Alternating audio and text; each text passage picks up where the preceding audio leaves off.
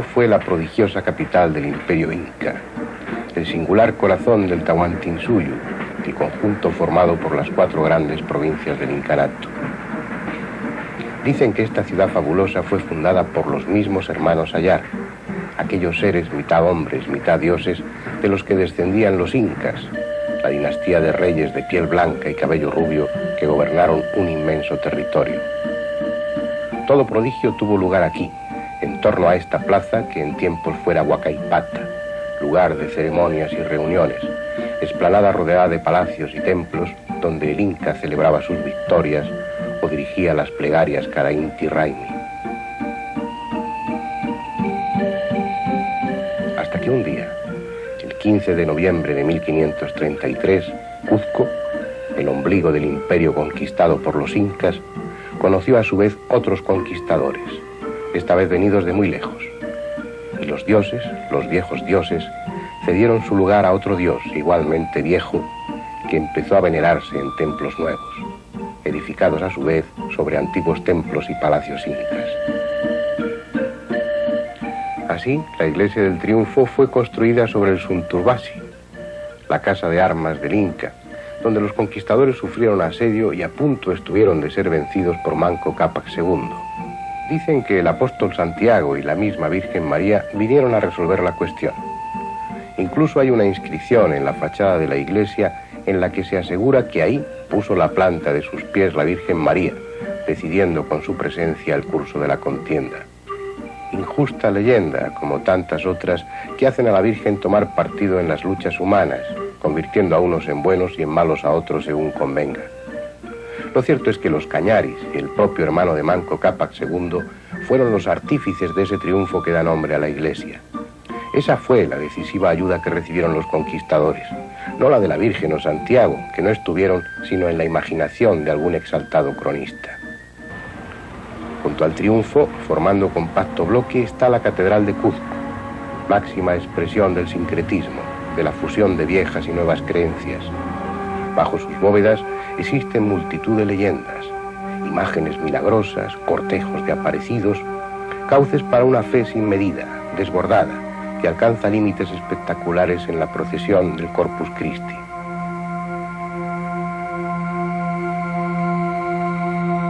Está edificada sobre el antiguo Quisbarcancha, el palacio del octavo Inca, al que se le conoció como el Inca Viracocha, porque según la leyenda se le apareció el mítico dios Viracocha.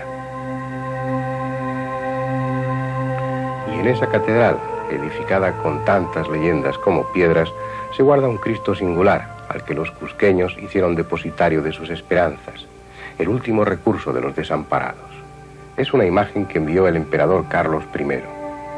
Aseguran que su color oscuro no se debe sino a las muchas velas que a sus pies encienden los feligreses. Sea por ello o no, el Cristo más parece indio que de otra raza.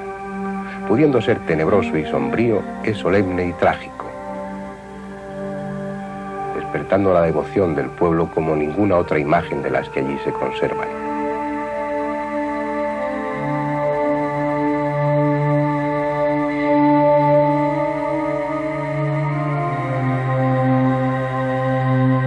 Apenas había reparado en él hasta que el 31 de marzo de 1650 un terremoto tiró por tierra la mitad de Cuzco. Dicen que hubo 400 temblores en menos de 24 horas. Y ese día de catástrofe y de pánico volvieron los ojos al Cristo en busca de consuelo.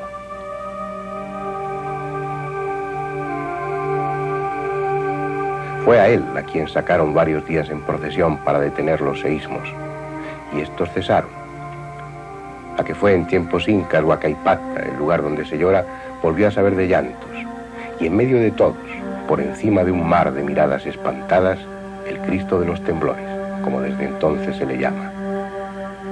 Cesó la tierra en sus movimientos y las gentes de Cuzco hicieron desde ese día a la imagen su último recurso, su última esperanza cuando hay hambre o sequía, cuando se han agotado ya las posibilidades lógicas. Fue el mismo Cristo que cuando era llevado de España a Perú impidió el naufragio del barco que lo transportaba. Fue durante una tempestad terrible. Cuando ya todo lo daban por perdido, alguien se acordó del Cristo que iba en la bodega. Lo sacaron y fue atado al trinquete. A él dirigieron la plegaria y el mar se hizo manso y el viento se volvió suave brisa. Son cosas que allí se cuentan, como lo que dicen de una de las torres de esa catedral, la del Evangelio, en la que, según la leyenda, hay cautivo un príncipe, un joven inca, en una celda sin puerta, suspendido entre este tiempo y el pasado. Cuando la torre se desplome, el príncipe quedará libre y volverán con él los tiempos del incanato. Cuando el terremoto del 21 de mayo de 1950, la torre se agrietó por 3 partes, y los nostálgicos que creen en leyendas estuvieron pendientes de su derrumbamiento. Pero la torre no cayó, y por si esto fuera poco para demostrar que las leyendas son solo leyendas, la torre fue después reconstruida con dinero enviado desde España. Pero en esas torres hay otra historia, la que incumbe a una campana con nombre propio, la María Angola. Una campana que fue Ñusta, princesa de la Aurora, la hermosa Illairi, convertida en bronce que a veces canta y a veces llora, según le vayan las cosas a las gentes de Cuzco.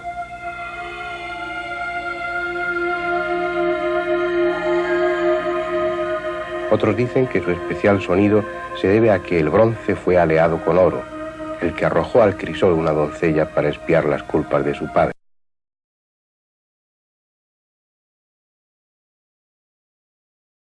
Leyendas, las del viejo imperio fundidas con las de la época colonial. Si los indios eran dados un corregidor de mala fama. Cuzco es así, una mezcla de leyendas.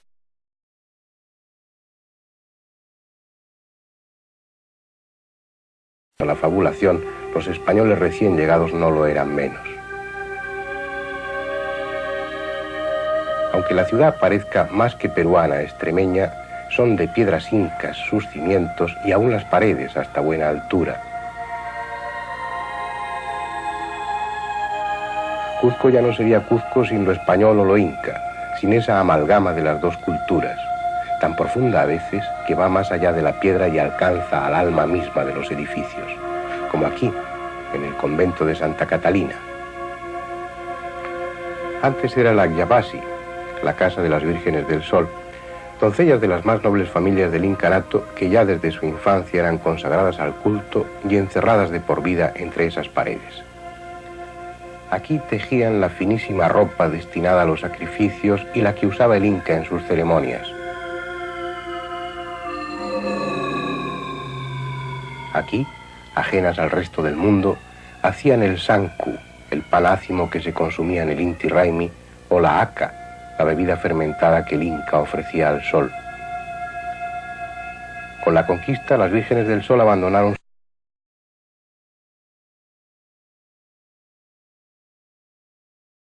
Catalina, que igual que aquellas, se encerraron en clausura, se consagraron a su dios, su casa, y curiosa o fatalmente, la vinieron a ocupar en 1601 las monjas de Santa Catalina, que igual que aquellas, se encerraron en clausura, se consagraron a su dios, tejieron otras telas y fabricaron otro pan y otra bebida para otras ceremonias, como si en el fondo nada hubiese cambiado.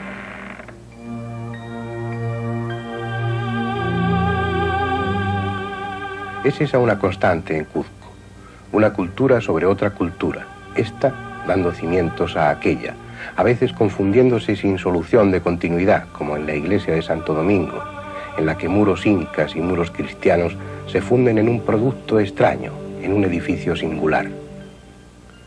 Un templo engarzado en otro templo, un dios sustituyendo a otro dios, y aún este a otro anterior, porque la iglesia de Santo Domingo se construyó sobre un templo inca, el fabuloso Coricancha, que a su vez fue construido sobre un santuario chapanata. Es el destino de los dioses, a veces menos eternos que las piedras de sus templos. Lo que queda del Coricancha, el templo del Sol Inca, en nada recuerda su extraordinario aspecto, la deslumbrante riqueza que aquí se acumuló.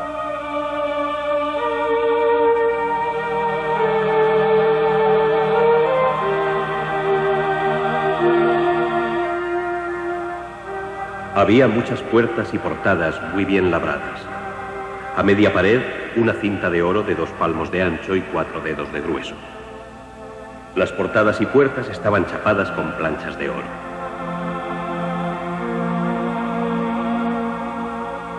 Más adentro estaban otras casas, no muy grandes, labradas de esta manera, y las paredes de dentro y fuera chapadas de oro, y lo mismo el enmaderamiento.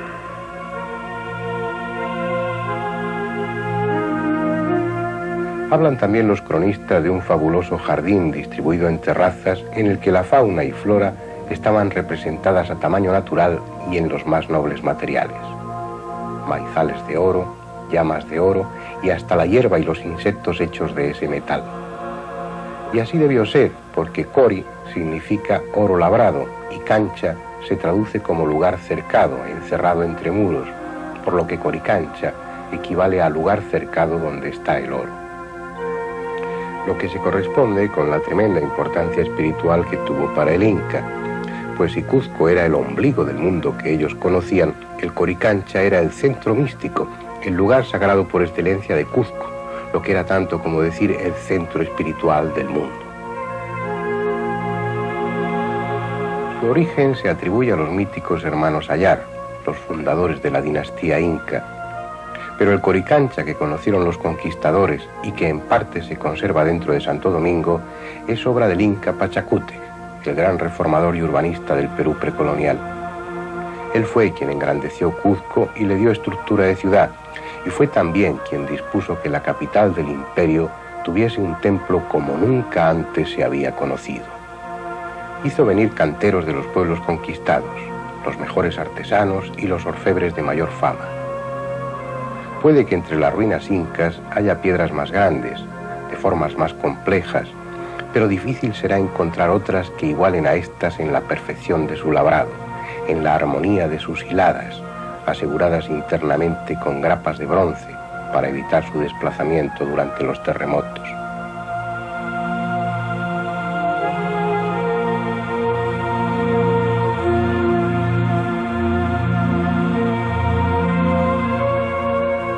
Su inauguración fue un acontecimiento acorde con la espectacularidad y riqueza del Coricancha. Desde días antes ya se habían dispuesto enormes cantidades de maíz y de llamas, así como ropa finamente tejida y un considerable número de niños y niñas. El fuego ritual consumió maíz, carne de llamas y tejidos. La sangre de los animales fue esparcida por las paredes del templo y las criaturas fueron sacrificadas. Los niños y niñas que ansí habían juntado estaban bien vestidos y aderezados. Mandólos enterrar vivos en aquella casa que en especial estaba hecha para donde estuviese el culto al sol. Atroz ofrenda a un dios de luz como aquel en cuyo honor se construyera el Coricancha.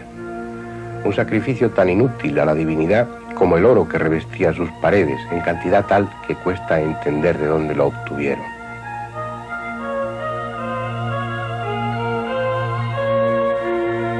Un tesoro incalculable que inevitablemente despertó la codicia de los conquistadores, pero que en parte jamás fue encontrado.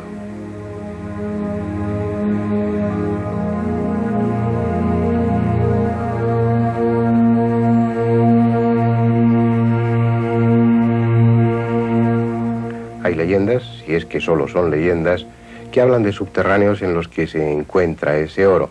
Incluso se dice la forma de llegar hasta él. Pero ese es un tema del que nos ocuparemos en otro momento, cuando visitemos las ruinas de Sacsayhuamán. Ahora vamos a volver junto a la Plaza de Armas para conocer otra leyenda de Cuzco. Una leyenda que habla de criaturas fantasmales y de una casa de siniestra fama. Se la conoce como la Casa del Almirante.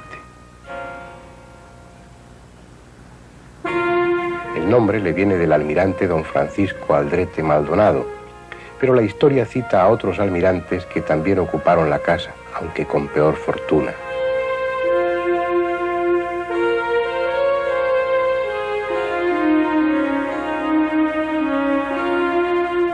Uno de ellos fue don Gregorio de Espinoza, al que poderes más allá de lo humano condenaron a muerte por abofetear a un cura que, portando en ese momento el Santísimo, no le saludó como correspondía a su grado y condición.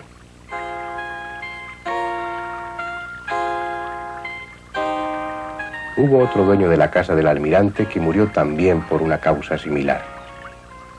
había mandado arrojar violentamente del patio de la casa a una anciana que, como otras mujeres, pretendía coger agua del pozo.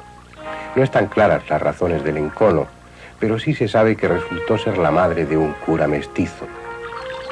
Y también se relata que ese sacerdote acudió indignado a pedir cuentas al almirante por su conducta, y que en lugar de una explicación lo que recibió fue una tanda de palos. Ser cura entonces debía tener gran importancia, porque la leyenda afirma que esa noche salieron varios verdugos del Averno para castigar al impío agresor. Mientras unos diablos levantaban el patíbulo en la plaza de armas, otros subieron por la empinada calle en busca del sentenciado. Un criado que pretendió impedirles el paso quedó trastornado al ver quiénes eran. Allí donde uno de ellos le puso la mano para apartarle, su carne y sus ropas quedaron quemadas, y cuentan que él quedó mudo de la impresión. No dice la leyenda si el reo bajó la calle resignado o por la fuerza, pero sí afirma que a la mañana siguiente todos los cusqueños pudieron verle colgando de la horca. Al parecer los hechos son ciertos en lo sustancial, aunque los maliciosos, que siempre los hay, atribuyen el linchamiento no a criaturas del Averno, sino a los propios jesuitas, que quisieron así vengar la afrenta sufrida por uno de sus miembros.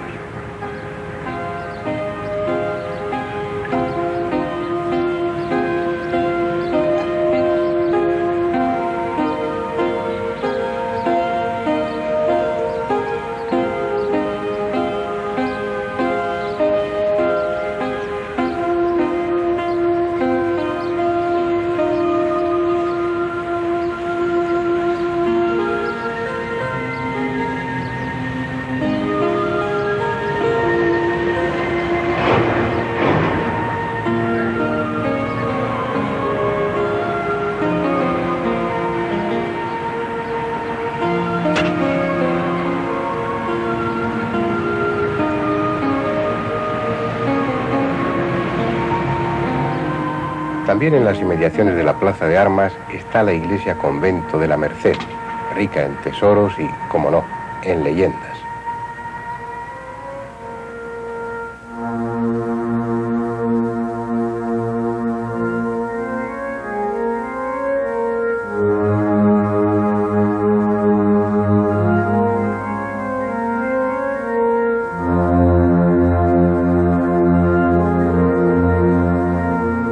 Por estos claustros anduvo Fray Matías Segarra, obsesionado por el dinero, no para su beneficio, sino para conseguir un pedestal digno de la custodia que hiciera Ayala de Olmos en el siglo XVII.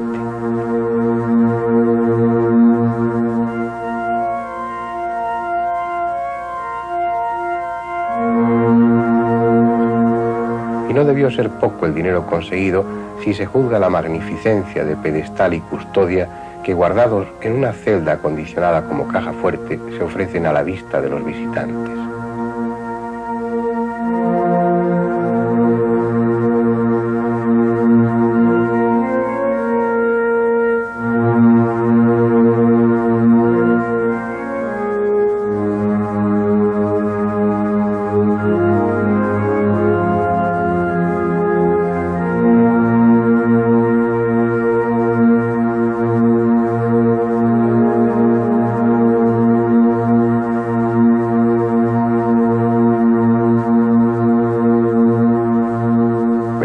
Kilos y 200 gramos de oro procedente de Bolivia y de Marcapata, 1.518 diamantes, 615 perlas, una amatista, un topacio, 3 esmeraldas, además de varias decenas de rubíes y otras piedras preciosas.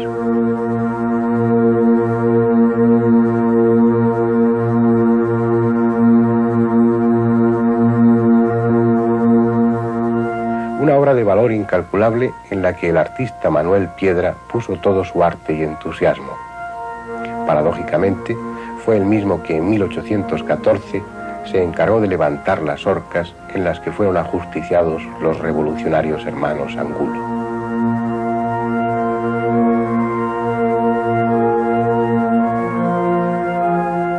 Pero si el que visita Cuzco se siente abrumado por tanto oro, puede encontrar a pocos metros de esa custodia una celda de la Merced en la que se conserva uno de los ejemplos más claros de humildad y de mística locura que pueda imaginarse.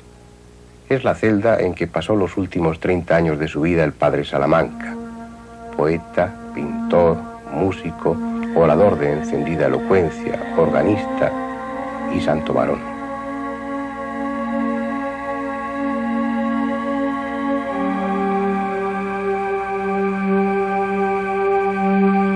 En tiempos mozos fue misionero a caballo por todo el Perú, hasta que, harto del mundo y de sus gentes, se refugió en esta celda.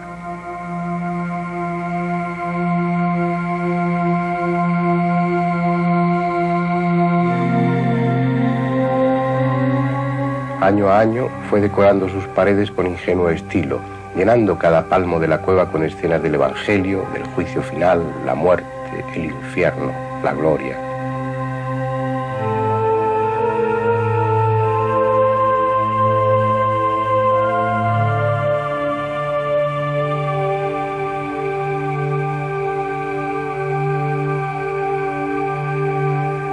En el altillo de la celda se conserva un órgano que él mismo construyó para aliviar su soledad. La leyenda dice que un coro de ángeles solía acompañarle y que en ocasiones eran esos mismos ángeles los que hacían sonar tan rústico instrumento. Se habla de su vida como de una vida ejemplar, de elevada espiritualidad, de envidiable paz. Pero en algún rincón de la celda escribió con un clavo unos malos versos que más hablan de amargura y desesperación. Venga ya la muerte a devorar mis tristes días. Ya no tardes en venir, pues ya me cansa el vivir. Tal vez sean estos versos la despedida más adecuada, al menos por el momento. Pero no son el único motivo de reflexión. Esa ciudad, síntesis de dos culturas, ejemplo de sincretismo, obliga a meditar sobre la historia, las gentes y los dioses, tan importantes, tan definitivos unos y otros, merecedores de tantos sacrificios, de tantas muertes y menos duraderos que las piedras.